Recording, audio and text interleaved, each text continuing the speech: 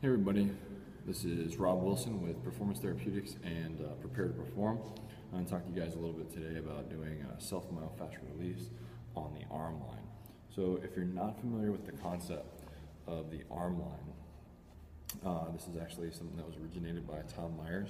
If you haven't ever been exposed to the anatomy trains, fascia work, you definitely should be. It's a really eye-opening experience and mind-expanding ideas that he came up with. But the very basic premise is that what we normally think of as muscles, those are contractile tissues, and that those muscles and groups of muscles and fibers are linked together by connective tissue or fascia. And when those things get stiff in certain patterns, it can limit our ability to express ourselves physically. So what we're going to do is take a more broad look at how our shoulder and our arm function today, and rather than just treating like the pec or the bicep or what have you, we're going to think about the connection between those tissues, and that'll give us more options when we try to get our arms into the overhead position. So we're going to start treating the sort of upper part of the pec right underneath the collarbone. Now, this is the Supernova from Mobility WOD. If you have one of these, great. If you have a lacrosse ball, that can work too.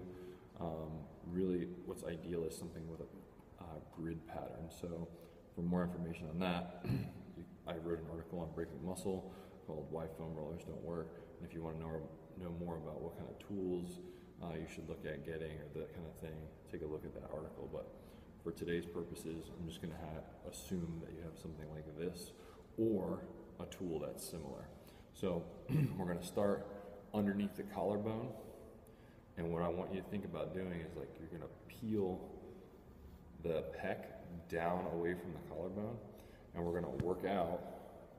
So we're going to try to peel the pec down away from the collarbone, and then when we get out here to the deltoid, we're going to try to think about peeling the outer part of the pec away from the deltoid, so we can see where the line of the anterior deltoid and the pec connect to each other. So they kind of overlap right there, and what we want is to sort of de-gum this area, because we have our hands in front of us a lot. We're a very information-driven culture, so we're always using our eyes and everything's in front of us, so this stuff gets super sticky. And then the last piece we're going to work out in the interface between the bicep and the tricep. So basically trying to peel this lower part of the bicep up away from the tricep, and we're going to work all the way down until we're into the elbow. And the way that we're going to do that is you're going to take your lacrosse ball or Supernova or whatever you got, and you're going to lay down.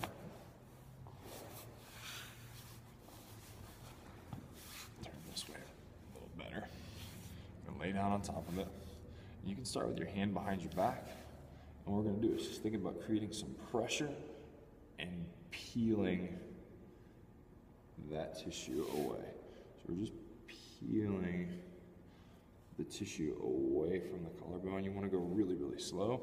It's always good to add some motion. So you can sweep back and forth like that. We call that movement the windshield wiper.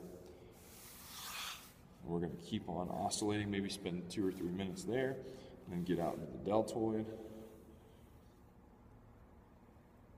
Peeling that ball across, and what I'm doing is I'm not rolling, I'm using the ball to grab onto the deltoid and peel it away from my pec. So you can see there, I'm actually grabbing a hold and peeling the tissue down. And then last, we work out into the bicep. Same idea there. I grab a hold of the tissue, and then I use the pressure from the weight of my arm to peel past the area that's restricted. Again, spending a couple minutes in each section, peeling down, just like that. Obviously, hopefully, you're going much, much slower than I am for demonstration purposes. So take your time there. It's going to feel like it's burning. That's actually a good sign. Again, just as a reminder, the article that I wrote for Breaking Muscle called Foam Rollers Don't Work really gets into more of the how and why behind the self myofascial release. So check that out. Again, that's the arm line, includes the pec, deltoid, and bicep interface.